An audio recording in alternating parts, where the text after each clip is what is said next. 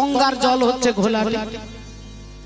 তাহলে সেই ত্রিবেণী সঙ্গমে আজকে নামরূপী ত্রিবেণী সঙ্গমে আপনারা স্নান করতে এসেছেন। সকাল থেকে সকাল পর্যন্ত আপনারা এই নামরূপী সলিলে অবগাহন করবার জন্য এসেছেন। এখানে বলে এখানে যত পাপী তাপী দুরাচারী সব মুহূর্তের মধ্যে নামের মধ্যে পবিত্র হয়ে যাবে। এক কৃষ্ণ নামে জীবের যত পাপ হরে, পাপীর সাধ্য নাই জীব তত পাপ করে। পাপীর সাধ্য নাই জীব তত পাপ করে। ওই পূর্ণিমার চন্দ্র যিনি কিরণ প্রকাশ, ওই না পূর্ণিমার চন্দ্র যিনি কিরণ প্রকাশ, পূর্ণিমার চন্দ্র যিনি কিরণ প্রকাশ, ও গো তোরা দেখে যা।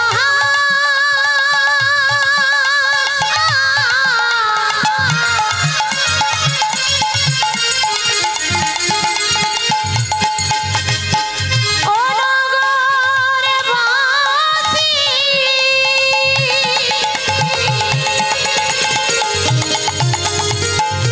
দেখে যা,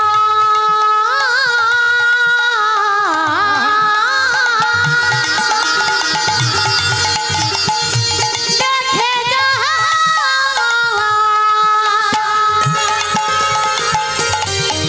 ওই পূর্ণিমার চন্দ্র যিনি কিরণ প্রকাশ, ওই পূর্ণিমার চন্দ্র যিনি কিরণ প্রকাশ, আর দূরে গেল অন্ধকার পাইয়া নৈরা, ও গো দূরে গেল অন্ধকার পাইয়া নৈরাত, দূরে গেল অন্ধকার পাইয়া নৈরাত।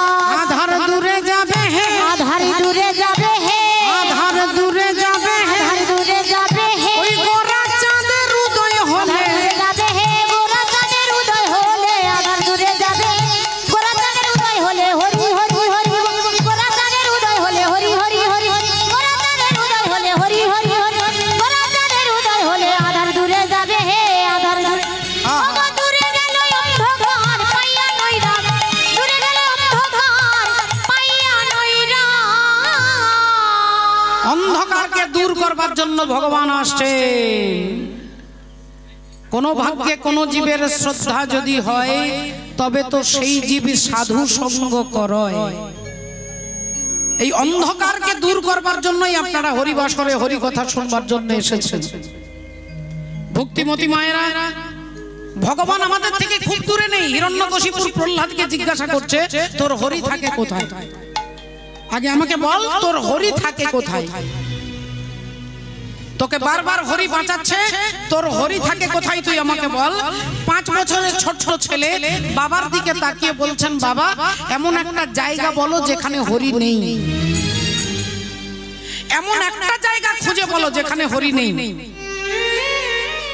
অহংকারী হিরণ্যকশিপুর বললেন তাহলে কি তুই বলতে চাচ্ছিস, তুই বলতে চাইছিস যে তোর হরি সব জায়গায় আছে? বললেন হ্যাঁ বাবা। ও বাবা তোমার সামনে পেছনে ডাইনে বামে সর্বত্র তিনি আছেন।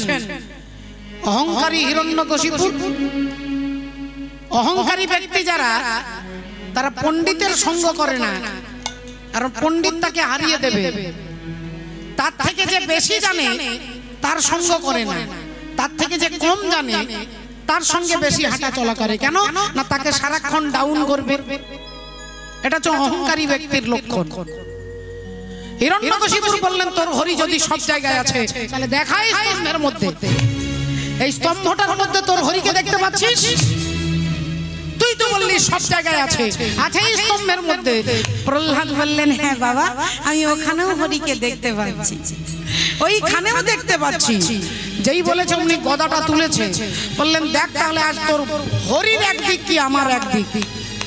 গদাটা তুলে নিয়ে যেই স্তম্ভটাকে মারলেন অমনি স্তম্ভে ভেঙে গিয়ে ভগবান নৃসিংহদেব বেরিয়ে এলেন। ভগবান বেরিয়ে এলেন কেন মা? স্তম্ভ মানে একটা পিলার, খুঁটি। আর এই খুঁটিটা কি দিয়ে তৈরি হয়েছে? ইট আর সিমেন্ট আর বালি দিয়ে, যেখানে এতটুকুও কোনো জায়গা নেই, ফাঁক নেই। তাহলে ভগবান এলেন কোথা থেকে? না প্রহ্লাদের বিশ্বাস থেকে। বিশ্বাস থেকে। চোখের সামনে চিন্তামণি চিনতে পারলে হয়। অত্যাচারী দুরাচারী দুর্যোধন তার ভাই দুঃশাসনকে বলছে যা পঞ্চপাণ্ডবকে পাশা খেলায় হারিয়েছি, আজকে যা দ্রৌপদীর চুলের মুঠি ধরে টানতে টানতে নিয়ে এসে তাকে কাপড়টা খুলে দিয়ে আমার এইখানে বসিয়ে দিবি। যা জানিয়া দুঃশাসন ছুটলেন। মা দ্রৌপদী সেদিন ছিল মা রজস্বলা নারী, একটা কাপড় পরে বসে আছেন, চুলের মুঠিটা ধরে দুঃশাসন টানতে টানতে নিয়ে যাচ্ছে। দ্রৌপদী কান্নাকাটি করে বলছে, ভাই আমি এখন রজস্বলা, আমাকে তুমি এভাবে টেনে নিয়ে যেতে পারো না। বললেন তোমার 5টা স্বামী পাশা খেলাতে হেরে গেছে, তাই দাদা তোমাকে নিয়ে যেতে বলেছে, তোমাকে বিবস্ত্র করে দাদার কোলে বসিয়ে দেবার জন্য। দ্রৌপদীকে টানতে টানতে নিয়ে আসছে, তার আত্মীয় পরিজন সবাই দাঁড়িয়ে আছে। বাবা 5 জন স্বামী দাঁড়িয়ে আছে, গুরু দ্রোণাচার্য আছে, ভীষ্মদেব আছে, সমস্ত আত্মীয়রা দাঁড়িয়ে আছে। তার মাঝখানে দুঃশাসন চুলের মুঠি ধরে টানতে টানতে এনেছে। দুর্যোধন বলছেন ওকে বিবস্ত্র করে দে। দুঃশাসন একটা করে কাপড় ধরে টান দিচ্ছে, কাপড়টা ধরে টান দিচ্ছে। দ্রৌপদী চেষ্টা করবে না তার সম্মান রক্ষা করবার জন্য? চেষ্টা করা তো অন্যায় নয়। ছুটে গেলেন প্রথমেই গুরু দ্রোণাচার্যের কাছে, আর গিয়ে বললেন, আপনি এই কুলের কুলগুরু, আপনি মহান বীর, আপনি বিরাট বড় যোদ্ধা, আপনার কাছে সবাই এরা শিশু। আপনার চোখের সামনে এই বাড়ির কুলবধূকে বিবস্ত্র করতে চাইছে, আর আপনি বসে আছেন এখানে নীরব হয়ে, আপনি কিছু করবেন না? আপনি পারবেন না আমার মর্যাদা রক্ষা করতে? হে গুরু দ্রোণাচার্য, আপনি আমাকে রক্ষা করতে পারবেন? আমি আপনাকে ধিক্কার জানাচ্ছি, আমি ধিক্কার জানাচ্ছি, আপনার বিরুদ্ধে ধিক্কার। আপনি এত বড় বীর কিসের জন্য? একজন নারীর সম্মান রক্ষা করতে পারছেন না? গুরু দ্রোণাচার্য মাথা নিচু করে বসে গেলেন। ছুটে গেলেন দাদু ভীষ্মদেবের কাছে, যিনি আকুমার ব্রহ্মচারী, যার বীরত্বের কাছে গোটা পৃথিবী থরথর করে কাঁপে। সেই দাদু ভীষ্মদেবের পায়ে ধরে দ্রৌপদী বলছেন, দাদু আপনি আমাকে বাঁচাবেন না? দাদু, দুঃশাসন আমাকে বিবস্ত্র করতে চাইছে এই ভরা রাত সভাতে, আপনি আমাকে রক্ষা করুন দাদু, রক্ষা করুন। দ্রৌপদী কাঁদছেন। ভীষ্মদেব মাথা নিচু করে চোখটা নিচের দিকে করে নিলেন। দ্রৌপদী বললেন, আচ্ছা এই জন্যই আপনি আকুমার ব্রহ্মচারী? আজকের এই দিনটা দেখবার জন্যই কি আপনি ব্রহ্মচারী? সারাটা জীবন বিবাহ করলেন না, আর আজকে বাড়ির কুলবধূকে বিবস্ত্র করবে, এটা দেখবার জন্যই কি আপনি ব্রহ্মচারী? আমি আপনার ব্রহ্মচর্যের ধিক্কার জানাচ্ছি। ভীষ্মদেব নীরব হয়ে চুপচাপ হয়ে বসে রইলেন। একে একে সবার হাতে সবার কাছে রিকোয়েস্ট করলেন, অনুরোধ করলেন, আমাকে বাঁচাও, আমাকে বাঁচাও। 5 জন স্বামীর কাছে গেলেন, কেউ এগিয়ে আসছে না। এমন সময় একটাই রাস্তা বাকি আছে। বিদুর বললেন, দাসীপুত্র বিদুর, যার বলার কোনো অধিকার নেই,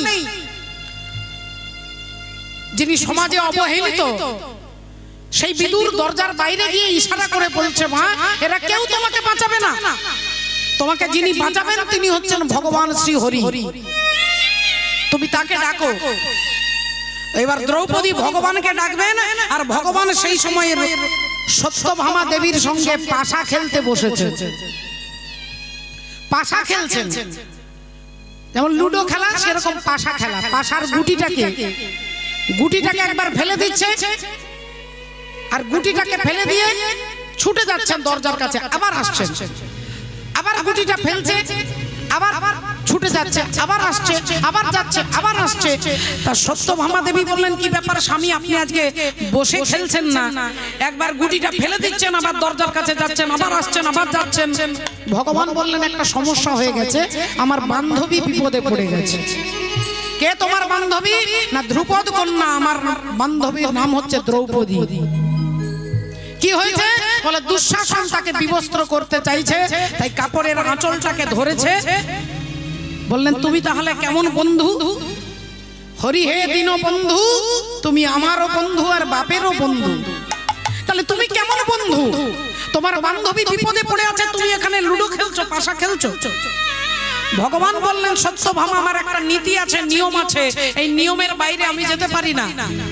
আর সেই নিয়মটা কি না, দ্রৌপদী সমস্ত আত্মীয়ের কাছে যাচ্ছে, যারা ওকে কেউ বাঁচাতে পারবে না, দ্রৌপদী তাদের কাছে যাচ্ছে।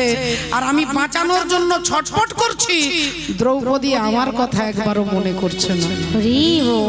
তাই যতক্ষণ পর্যন্ত জীব আমাকে মনে না করে, আমি ততক্ষণ পর্যন্ত কিছু করতে পারি না। এই ঠুটো জগন্নাথের মতো চুপচাপ দাঁড়িয়ে থাকি। এইবার দ্রৌপদী ডাকছে, হে দ্বারকাধীশ, দ্বারকা সে আকার মেরি লাজ রাখো। হে দ্বারকাধিপতি, দ্বারকা থেকে আমার লজ্জা নিবারণ করো। দ্বারকা থেকে এসে আমার লজ্জা নিবারণ করো। লজ্জা নিবারণ করো। এক একটা শাড়ির কুঁচ খুলে যাচ্ছে, দ্রৌপদী ছটফট করছে, ডাকছে। কান থেকে আঁচলটা খুলে যাচ্ছে, এক একটা ভাঁজ খুলে যাচ্ছে, দ্রৌপদী চিৎকার করছে। এক একটা শাড়ির কুঁচি খুলে যাচ্ছে, দ্রৌপদী চিৎকার করছে। আর সমস্ত কুচিগুলো খুলে আছে, এবার বাকি আছে আর একটা কুচি। আর তখনই ভগবান দ্রৌপদীকে বস্ত্র দান করছেন। এত কাপড় দিলেন যে সারা দিন টানতে টানতে টানতে টানতে কাপড়ের পাহাড় হয়ে গেল, কিন্তু কাপড় আর শেষ করতে পারছেন না দুঃশাসন। কেন? বলে কাপড়টাই ভগবান। ভগবান সেদিন ভক্তের জন্য কাপড় রূপ ধারণ করলেন, সে কাপড়টা শেষ করতে পারছেন না, টানতে টানতে অজ্ঞান হয়ে গেলেন দুঃশাসন। যত রাজসভায় যারা যারা আপনাদের মতো অনুরাগী ভক্ত ছিল, ভগবানের জয়ধ্বনি দিয়ে উঠলেন, দ্বারকাধিপতি ভগবান কৃষ্ণচন্দ্র কি জয়, কৃষ্ণচন্দ্র কি জয়, কৃষ্ণচন্দ্র কি জয়। সবাই জয়ধ্বনি, সবাই উলুধ্বনি, সবাই হরিধ্বনি দিলেন। দ্রৌপদীর লজ্জা নিবারণ হয়ে গেল। আহা, পরের দিন সকালবেলায় দ্রৌপদী ভগবানের কাছে দাঁড়িয়েছে, ভগবান বসে আছেন, দ্রৌপদী ঘরে ঢুকেছেন। এসো এসো এসো দ্রৌপদী। দ্রৌপদী বললেন, কৃষ্ণ, আজ আমার একটা মনে প্রশ্ন, একটা কৌতূহল নিয়ে তোমার কাছে এসেছি। কি প্রশ্ন? বলে, কালকে তুমি আমাকে কাপড় দিয়েছো, এমন কাপড় দিয়েছো সারা জগৎ মনে রাখবে, ইতিহাস তৈরি হয়ে যাবে যে এত বড় কাপড় জগতে কেউ কোনোদিন দেখে নাই। কিন্তু আমার প্রশ্ন হলো, কাপড়টা দিতে তুমি এত দেরি করলে কেন? আমার এক একটা শাড়ির কুঁচ খুলে গেল, তুমি কাপড় দিলে না। এক একটা শাড়ির ভাঁজ খুলে গেল, তুমি কাপড় দিলে না। কাপড়টা কান থেকে খুলে গেল, তুমি দিলে না। কাপড়টা পিঠ থেকে সরে গেল, তুমি দিলে না। কাপড় কোমর থেকে এক একটা খুলে যাচ্ছে, তুমি দিলে না।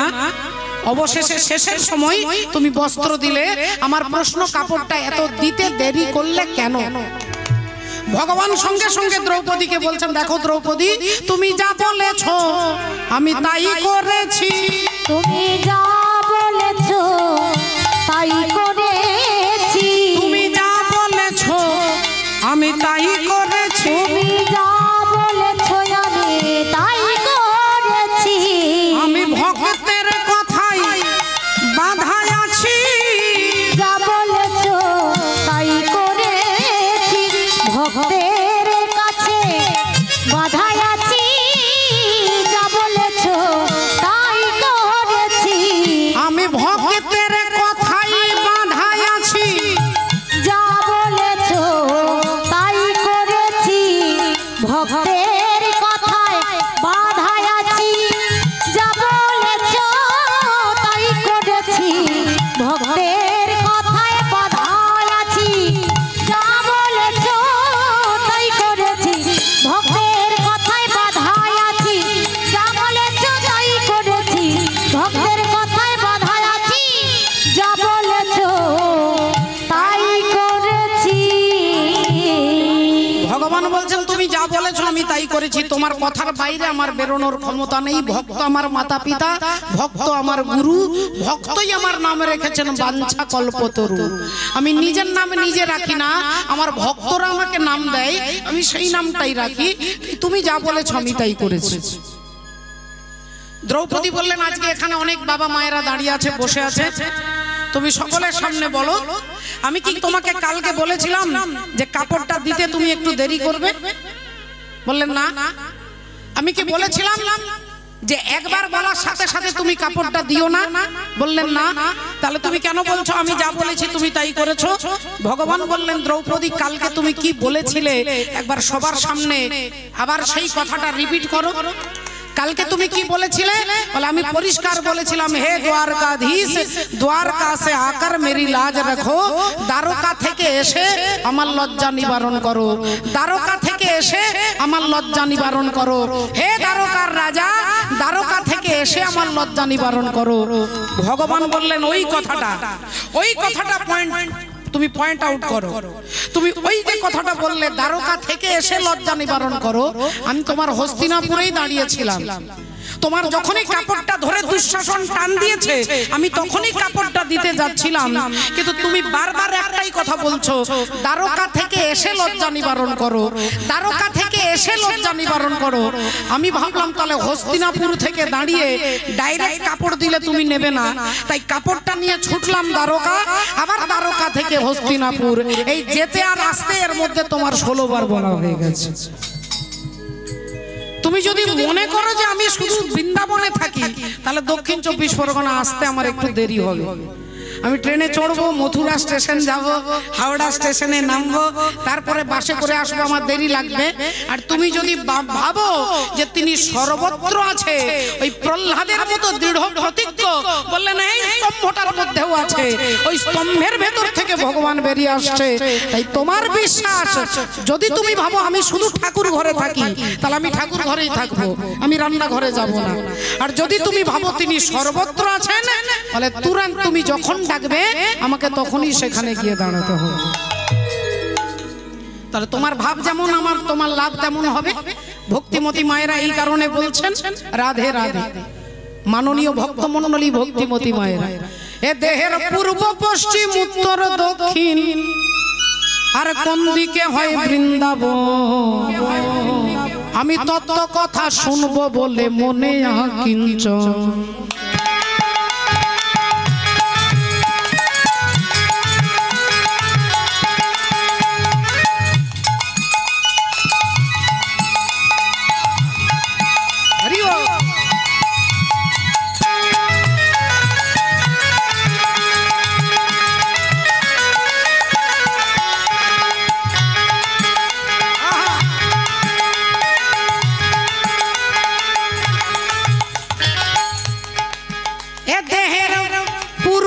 পশ্চিম উত্তর দক্ষিণ,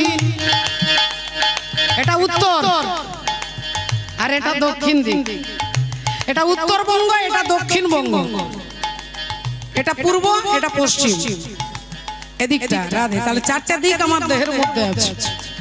এ দেহের পূর্ব পশ্চিম উত্তর দক্ষিণ বলে কোন দিকে হয় বৃন্দাবন, তত্ত্ব কথা শুনবো বলে মনে আকিঞ্চন। তত্ত্ব কথা শুনবো বলে মনে আকিঞ্চন, তত্ত্ব কথা শুনবো বলে মনে আকিঞ্চন।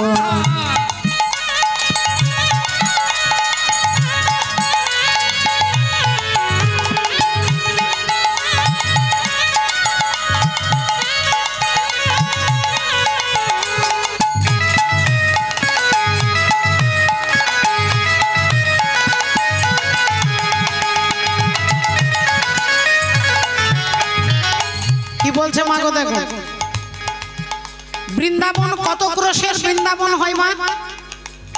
কত ক্রোশ হয়? 84 ক্রোশ। অনেকে পরিক্রমণ করেওছেন, যারা করেছেন তাদের পায়ে ধরে আমার কোটি কোটি আপনার পায়ের ধুলো আমি যেন জন্মে জন্মে মাথায় নিতে পারি। 84 ক্রোশ বৃন্দাবন শাস্ত্রে আছে শোনা। আর পায়ের বুড়ো আঙ্গুল থেকে মাথা পর্যন্ত গুনে দেখুন 84 আঙ্গুল। এই দেহটা 84 আঙ্গুলের, 84 ক্রোশ বৃন্দাবন শাস্ত্রে আছে শোনা। আর 84 অঙ্গুলি দেহ দেখো আছে গোনা, এটাও বৃন্দাবন। বলে কোন দিকে হয় মধুর বৃন্দাবন,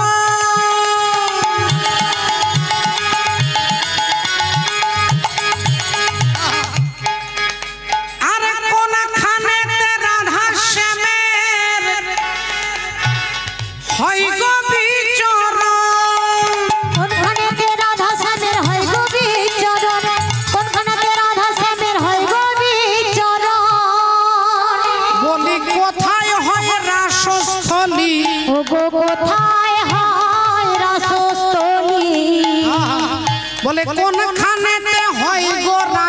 রাসস্থলী। রাস কোথায় হয়? পঞ্চক্রোশ, 5 ক্রোশ জায়গায় গোবিন্দের, রাধা গোবিন্দের রাস। বলি কোথায় হয় রাসস্থলী, আর কোথায় হয় মধুর বৃন্দাবন? আমি তত্ত্ব কথা শুনবো বলে মনে আকিঞ্চন, তত্ত্ব কথা শুনবো বলে মনে আকিঞ্চন। এ দেহের পূর্ব পশ্চিম, ও দেহের পূর্ব পশ্চিম উত্তর দক্ষিণ, পূর্ব পশ্চিম উত্তর দক্ষিণ, আর কোনখানেতে বৃন্দাবন? তত্ত্ব কথা শুনবো বলে মনে আকিঞ্চন, তত্ত্ব কথা শুনবো বলে মনে আকিঞ্চন, তত্ত্ব কথা শুনবো বলে মনে আকিঞ্চন, তত্ত্ব কথা শুনবো বলে মনে আকিঞ্চন, তত্ত্ব কথা শুনবো বলে মনে আকিঞ্চন, তত্ত্ব কথা শুনবো বলে মনে আকিঞ্চন। মাননীয় ভক্ত মণ্ডলী, ভক্তিমতী মায়েরা, সেই ভগবান এলেন ভক্তকে ধরা দেবার জন্য। ভক্তের ধরা দিতে স্বয়ং ভগবান এই ধরা ধামে অবতীর্ণ হলেন। অর্জুনকে বলছেন সর্বধর্ম পরিত্যাজ্যং মামেকং শরণং ব্রজ, অহং ত্বং সর্ব পাপেভ্যো মোক্ষয়িষ্যামি মা শুচি। একমাত্র আমাকে ধরো, একেই বলে ধর্ম। ধর্ম কাকে বলে? বলে আগে ধরো মোরে, পরে ধরো মোরে। আগে ধরে মোরে, পরে ধরে মোরে, আগে ধরে মোরে, পরে ধরে মোরে, আগে ধরে মোরে, পরে ধরে মোরে, আগে ধর মোরে, ধর মোরে, ধর মোরে, ধর মোরে। আহা, আগে ধর মোরে, পরে ধর মোরে, ওগো আগে ধরে মোরে, পরে ধরে মোরে, আগে ধর মোরে, ধর মোরে। ওগো আগে ধরে মোরে, পরে ধরে মোরে, আগে ধরে মোরে, পরে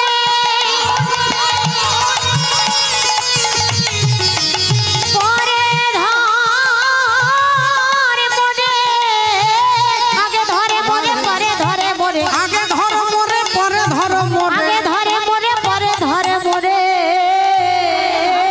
ধর মোরে, ধর মোরে, ধর মোরে, ধর মোরে। আগে আমাকে ধরো।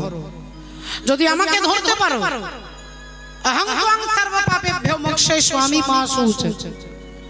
শ্রদ্ধেয় বাবা ঠাকুর, মাননীয় ভক্ত মণ্ডলী, ভক্তিমতী মায়েরা, যে শাস্ত্রের চরণ প্রান্তে আমরা এসে বসেছি ভগবানের গুণানুকীর্তন শুনবার জন্য। ভগবান সবাইকে কৃপা করেছেন বাবা, সেই কৃপাটা আমরা বুঝতে পারছি না। ভগবত কৃপা, আমার মতো দুরাচারী ব্যক্তি আমি বুঝতে পারছি না যে ভগবান আমাকে কতটা কৃপা করেছেন। সকাল থেকে রাত্রি পর্যন্ত যদি বৃষ্টি হয়, সারা দিন বৃষ্টি হচ্ছে, আপনার বাড়ির উঠোনে একটা বালতি আছে, বালতিটা উল্টানো আছে, বালতিটা উপুড় করা আছে, উল্টানো আছে। এবার যদি সকাল থেকে রাত্রি পর্যন্ত বৃষ্টি হয়, ওই বালতির মধ্যে এক ফোঁটাও জল থাকবে মা? উল্টানো আছে। আচ্ছা, ওটা যদি সোজা থাকতো, বলে বালতিটা ভরে গিয়ে জল উছলে পড়ে যেত। তাহলে বালতির মুখটা ঘোরানো আছে, তাই এক ফোঁটাও জল ধরতে পারছে না।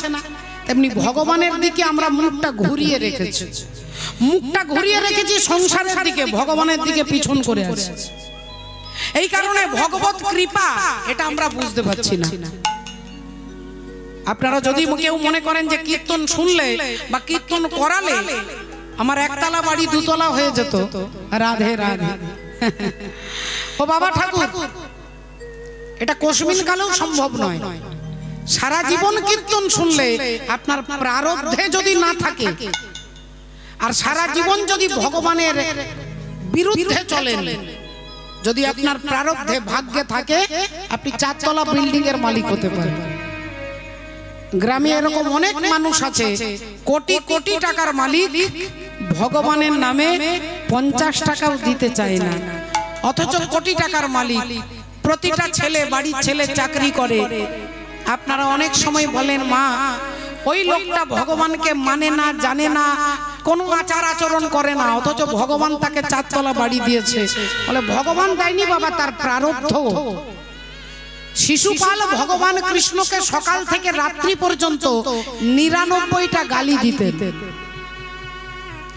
গুনে গুনে 99টা গালিগালাজ করতেন। চোর, লম্পট, ছোট লোক, কালো, মূর্খ, কত রকমের বলতেন। 99টা গালি প্রতিদিন দিতেন, প্রতিদিন ভগবানের নিন্দা করতেন। কিন্তু সেই শিশুপাল কোথাকার রাজা ছিলেন? বলে চেদি রাজ্যের রাজা। চেদি রাজ্যের রাজা হচ্ছে শিশুপাল। তাহলে রাজা মানে তো সে ভিখারি নয়। সকাল থেকে রাত পর্যন্ত ভগবানকে গালি দিত, সে কি করে রাজা হলো? এটা তার প্রারব্ধ। তাই আপনার প্রারব্ধে, আপনার ভাগ্যে যদি থাকে, ভগবানকে মানলেও চারতলা হবে, না মানলেও চারতলা হতে পারে। কিন্তু ভগবানকে মানলে আর না মানলে পার্থক্যটা কোথায়? না তিনি কোটি টাকার মালিক হতে পারে, কিন্তু তার মনের ভেতরে আনন্দ থাকবে না। আর মাটির বাড়ি ওপরে অ্যাডভেস্টার দেওয়া আছে, হরি বল, রাধে রাধে। যে শ্যামল দাদা ভাই যাকে দেখলাম, যাদের এত অনুরাগ, দেখেই অবাক হয়ে গেলাম। এর কারণটা কি? না ভেতরে আনন্দ। এই আনন্দ ভগবান নাম আপনাকে দিতে পারবে। এছাড়া ভগবানের নামের সঙ্গে টাকা পয়সা ধন রত্নের কিচ্ছু সম্পর্ক নেই বাবু। ভগবানকে মানলেও হতে পারে, না মানলেও হতে পারে। আপনার প্রারব্ধ কর্মে যদি থাকে ওটা আপনি পাবেন। কিন্তু যেটা আপনি পাবেন না সেটা হচ্ছে আনন্দ। ভগবানের নাম ছাড়া এই জগতে কেউ আনন্দ দিতে পারবে না। এই আনন্দটা পাওয়ার জন্যই তো আপনারা এই দূর দূরান্ত থেকে ছুটে এসেছেন, এত রাত্রিবেলায় বসে আছেন। চৈতন্য ভগবান এই আনন্দটাই দিতে আসছেন। হাসি মাখা বদনে আরে ছলো ছলো নয়নে, ওগো আনন্দ কাননে মন ভ্রময়নিবা। একবার হরি বলা হরি বলা মনে রে আমার, হরি হরি বল হরি বল মনে রে আমার, একবার হরি বল হরি বল মনে রে আমার, একবার হরি বল হরি বল মনে রে আমার। হাসি মাখা বদনে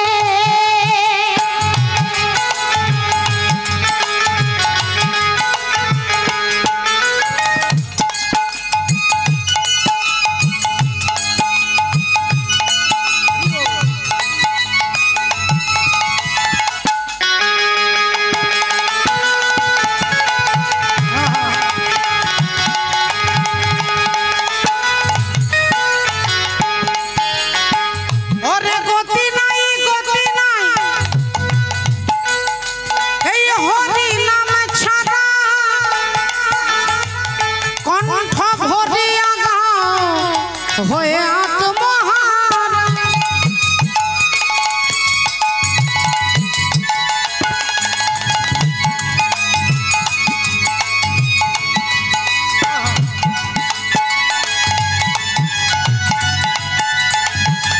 আহা গতি নাই গতি নাই,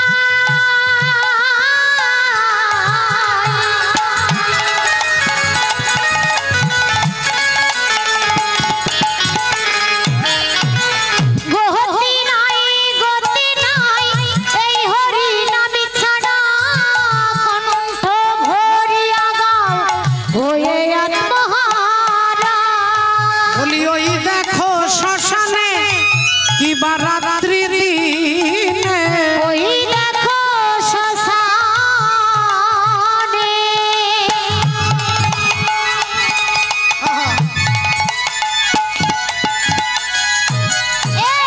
ওই দেখো শ্মশানে কিবা রাত্রি দিনে, ওগো পুড়িতেছে মানুষের কত অহংকার। হরি বল মনে রে আমার, একবার হরি বল মনে রে আমার, একবার হরি বল মনে রে আমার, একবার হরি বল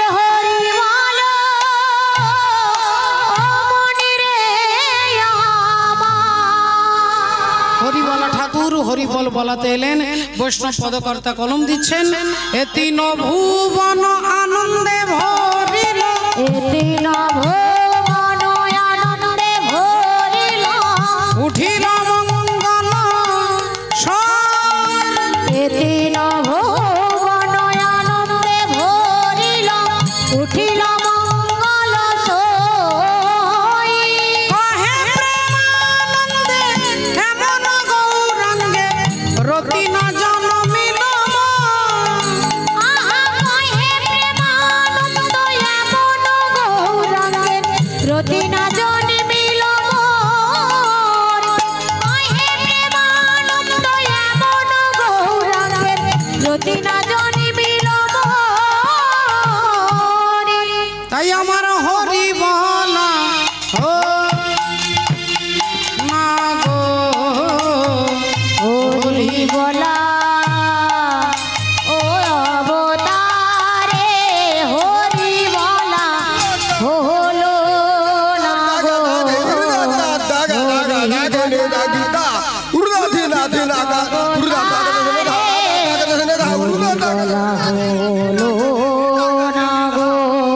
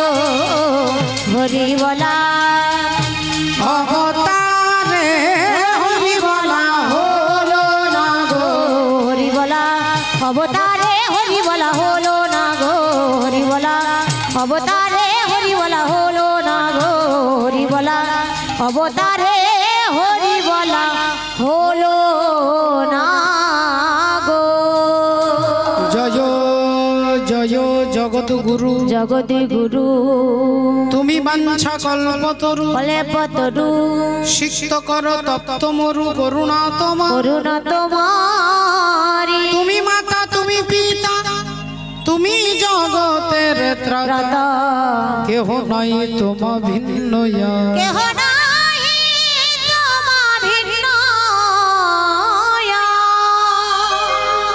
তাই সকলে চরণে আবার পুনরায় দণ্ডবোধ প্রণাম জানিয়ে সমস্ত শ্রদ্ধেয় এবং শ্রদ্ধা ভক্তবৃন্দের চরণে প্রণাম।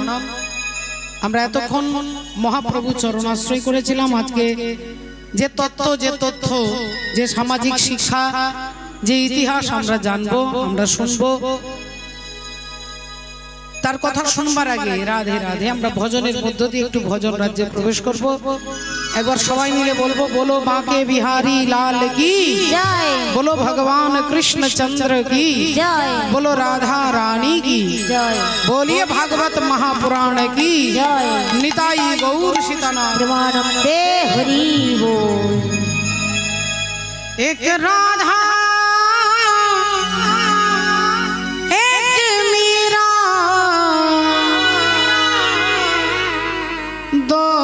दोनों ने शाम को चाहा अंतर क्या दोनों की चाह में बोलो एक प्रेम दीवानी एक तरस दीवानी, एक प्रेम दीवानी, एक तरस दीवानी, एक राधा एक मीरा, दोनों ने शाम को चाहा, अंतर क्या दोनों की चाह में बोलो, एक प्रेम दीवानी, एक तरस दीवानी, एक प्रेम दीवानी, एक तरस दीवानी।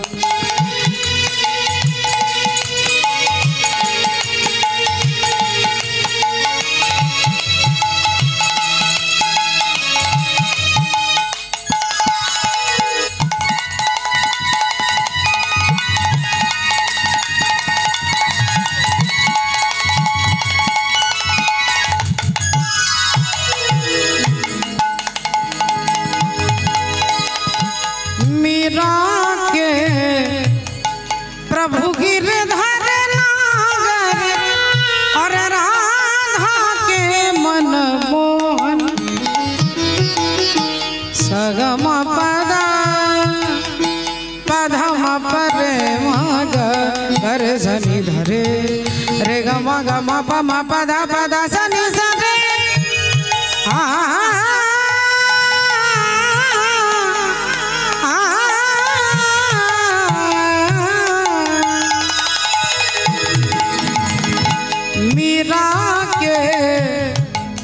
प्रभु गिरधर नागर और राधा के मन मोहन, राधा नित्य श्रृंगार करे और मीरा बन गए जोगन, एक रानी एक दासी, दोनों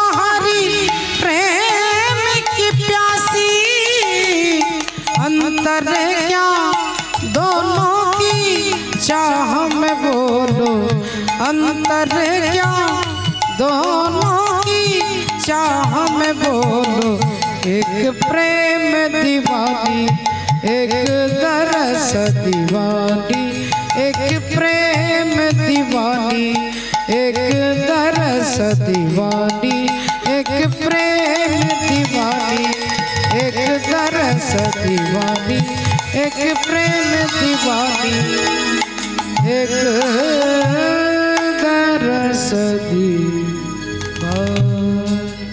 সকলে চরণে প্রণাম জানিয়ে আজকে আমরা শুনবো, আমরা জানবো ভগবান শ্রীকৃষ্ণচন্দ্র তিনি দর্পহারী মধুসূদন, জগতে কারো দর্প তিনি রাখেন না, তাই আজকে যার দর্প চূর্ণ করবেন তিনি নাকি ভগবানের বন্ধু, ভগবানের বন্ধু যার নাম হচ্ছে তৃতীয় পাণ্ডব অর্জুন, ভগবানের সখা, তার দর্প চূর্ণ করবেন। কেন দর্প হলো, তার কারণ কি, তার তথ্য কি, এই ইতিহাস জানতে গেলে আজকে আমরা চলে যাব ভগবান শ্রীকৃষ্ণচন্দ্রের কাছে। ভগবান চিন্তা করলেন কুরুক্ষেত্রের যুদ্ধ শেষ হয়ে গেছে, পঞ্চপাণ্ডব জিতে গেছে, যুধিষ্ঠির রাজা হয়ে গেছে, তাহলে আর কোনো অভাব নেই, কোনো অনুকূল পরিস্থিতি, সমস্ত কিছুই অনুকূল।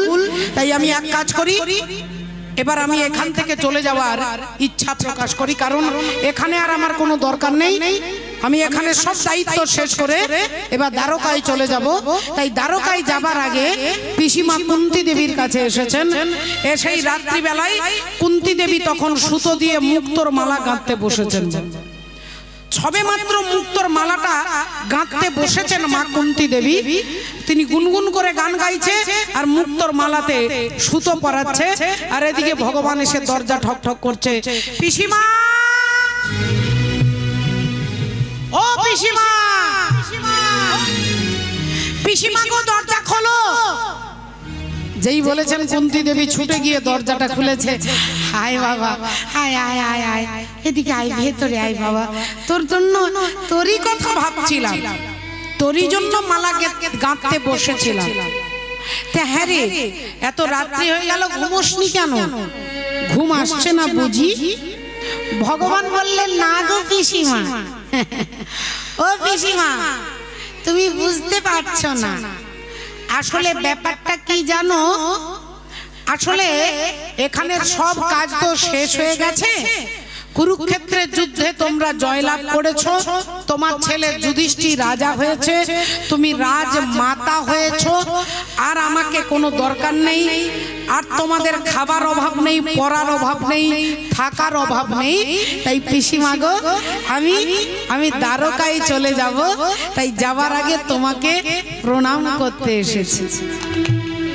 যেই কথা বলেছেন কুন্তী দেবীর হাত থেকে মুক্তোর মালাটা ঝপাস করে পড়ে গেছে। মুক্তোর মালাটা পড়ে যেতেই মুক্ত চারিদিকে ছড়িয়ে গেছে। কুন্তী দেবীর চোখগুলো ছলছল করে উঠেছে, ভগবানের দিকে তাকিয়ে বলছে, বাবা কৃষ্ণ এ তুই কি বলছিস বাবা, এ তুই কি বলছিস,